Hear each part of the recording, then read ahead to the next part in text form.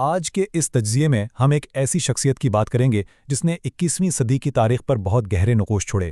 جی ہاں، ہم بات کر رہے ہیں ملا عمر کی۔ کسی حمایت یا مخالفت کے بغیر ہم بالکل غیر جانبدار رہ کر ان بنیادی حقائق اور واقعات کو سمجھنے کی کوشش کریں گے جنہوں نے اس پیچیدہ تاریخ کا تانا بانا بنا۔ تو چلیے شروع کرتے ہیں۔ اب یہاں ایک بڑا عجیب تاریخی پہلو سامنے آتا ہے۔ ذرا سوچئے، ایک ایسا شخص جس کی تلاش میں دنیا کی سب سے بڑی اور جدید ترین بین الاقوامی کارروائی یعنی مین ہنٹ چلائی گئی، وہ آخرکار مٹی اور اینٹوں سے بنے ایک چھوٹے سے جھونپڑے میں روپوش نکلا۔ تو یہ سوال پیدا ہوتا ہے کہ ایک عام سے گاؤں کے استاد کا اس مقام تک پہنچنے کا یہ حیران کن سفر آخر کیسے طے ہوا؟ اس پوری کہانی کو ہم نے 5 اہم حصوں میں بانٹا ہے۔ پہلے طالبان کا قیام، پھر امیر المومنین کا عہدہ، اس کے بعد ان کے اہم فیصلے اور تنازعات، پھر 9/11 کے بعد کے حالات، اور آخر میں ان کی وہ حیران کن روپوشی جو سالوں تک دنیا کی نظروں سے اوجھل رہی۔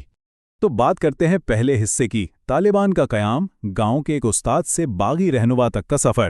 ملا عمر کی ابتدائی زندگی قندھار کے غریب گھرانے میں گزری، جہاں ان کے والد ایک عام استاد تھے۔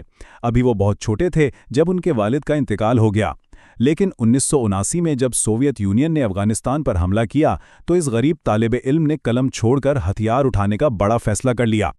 ان کی زندگی میں تبدیلیاں بڑی تیزی سے آئیں۔ 1979 میں مجاہدین میں شامل ہونے اور 1987 کی ایک جنگ میں اپنی دائیں آنکھ کھونے کے بعد انہوں نے کچھ عرصے کے لیے دوبارہ تدریس کا رخ کیا، لیکن پھر 1994 آتے آتے مقامی وار لارڈز کے ظلم اور بدعنوانی سے تنگ آ کر انہوں نے صرف 50 طلباء کے ساتھ مل کر ایک نئی تحریک کی بنیاد رکھی جسے ہم طالبان کے نام سے جانتے ہیں۔ اس دوران ایک بڑا دلچسپ اور اہم واقعہ پیش آیا۔ 1994 کے اوائل میں انہوں نے صرف 16 رائفلوں اور 30 آدمیوں کے ساتھ مل کر 2 اغوا شدہ لڑکیوں کو آزاد کروایا اور قصوروار جنگجو کو باقاعدہ ٹینک کی توپ سے لٹکا دیا۔ یہ واقعہ ان کے فوری انصاف کی ایک ایسی مثال بن گیا جس نے عوام میں ان کی مقبولیت کو آسمان تک پہنچا دیا، اور اسی سال کے آخر تک اس تحریک میں 12,000 نئے افراد شامل ہو چکے تھے۔ اب آتے ہیں دوسرے حصے کی طرف، امیر المومنین اور ان کے مطلق اقتدار کی مضبوطی۔ 1996 میں یہ کہانی ایک بالکل نیا رخ لیتی ہے۔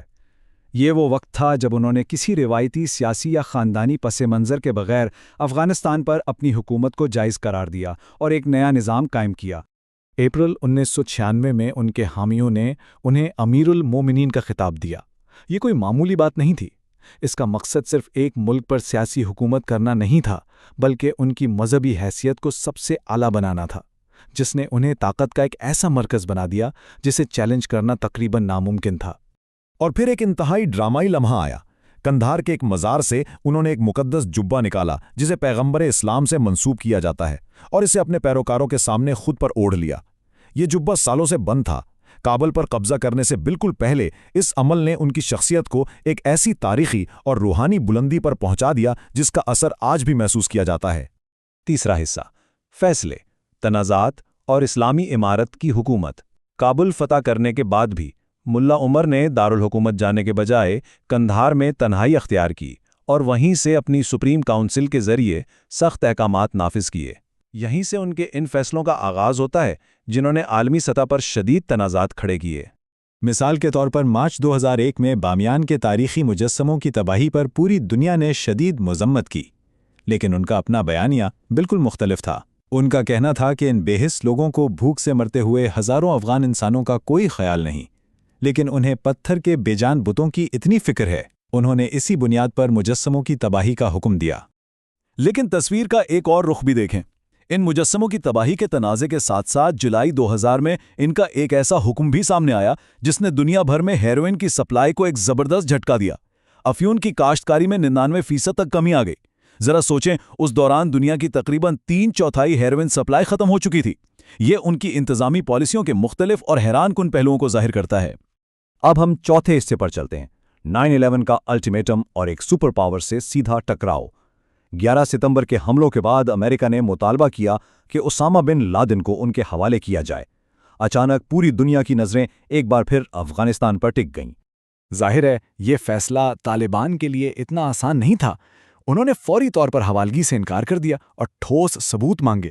ساتھ ہی انہوں نے پختون ولی روایت یعنی کسی بھی مہمان کی حفاظت کا حوالہ دیا۔ اگرچہ انہوں نے اسلامی عدالت یا کسی تیسرے ملک میں ٹرائل کی تجویزیں بھی پیش کیں، لیکن یہاں ملا عمر سے یہ ایک بڑی غلط فہمی بھی ہوئی کہ شاید امریکہ محض دھمکیاں دے رہا ہے۔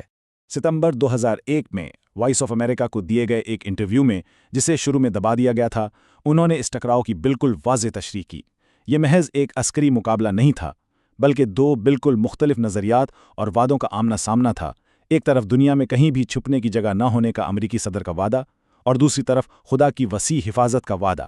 اور اب اس تجزیے کا آخری اور سب سے حیران کن حصہ، کھلی جگہ پر روپوشی اور ان کی مفروری کے سال، اکتوبر 2001 کے امریکی حملے، ڈرون سٹرائکس میں بال بال بچنا، اور پھر ان کا اچانک ایک پراسرار انداز میں غائب ہو جانا۔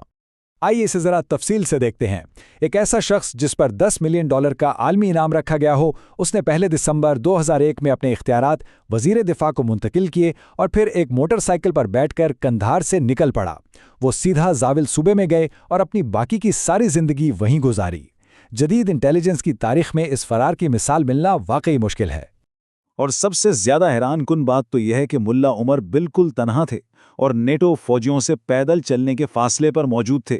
$10 ملین کا انعامی شخص امریکی بیس سے محض 3 میل دور ایک کچے مکان میں سالوں تک چھپا رہا۔ وہ کبھی آب پاشی کی زیر زمین سرنگوں میں پناہ لیتے اور خوراک کے لیے مقامی گاؤں والوں پر انحصار کرتے، جنہوں نے اس بڑے راز کی مکمل حفاظت کی۔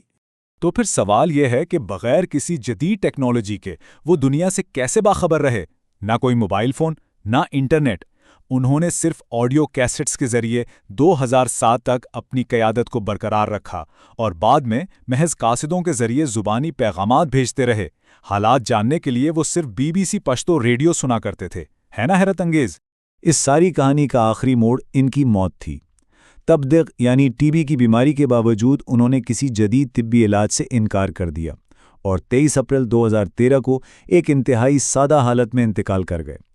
مگر کمال کی بات یہ ہے کہ طالبان قیادت نے ان کی موت کو عالمی اداروں اور دنیا کی نظروں سے پورے 2 سال تک مکمل خفیہ رکھا اور 2015 میں جا کر اس کا انکشاف ہوا۔ آئیے اس تجزیے کو ایک ایسے سوال پر ختم کرتے ہیں جو واقعی سوچنے پر مجبور کر دیتا ہے۔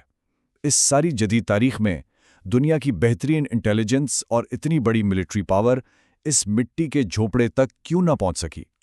$10 ملین کا مطلوب شخص سالوں تک امریکی فوجی بیس کے بالکل ناک کے نیچے کیسے زندہ رہا؟